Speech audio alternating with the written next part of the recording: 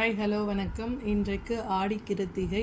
முருகர் உங்களுக்கு என்ன மெசேஜ் சொல்கிறாங்க அப்படின்னு சொல்லிட்டு வாங்க பார்க்கலாம். ஃபஸ்ட்டு வந்து 2 கார்டு எடுத்துக்கலாம். நம்ம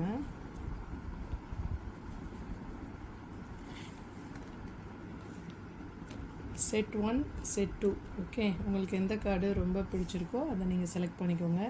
நீங்கள் செட் 1 செலக்ட் பண்ணியிருந்தீங்கன்னா உங்களுக்கான மெசேஜ், வாழ்க்கையில் வர்ற கஷ்டங்கள் துன்பங்கள் அனைத்தையும் நீக்கி உன்னை வந்து நான் பாதுகாப்பது என்னுடைய கடமை அப்படின்னு சொல்கிறாங்க. ஓகே, செட் 2 பார்க்கலாம் என்ன கார்டு வந்திருக்கு அப்படின்ட்டு.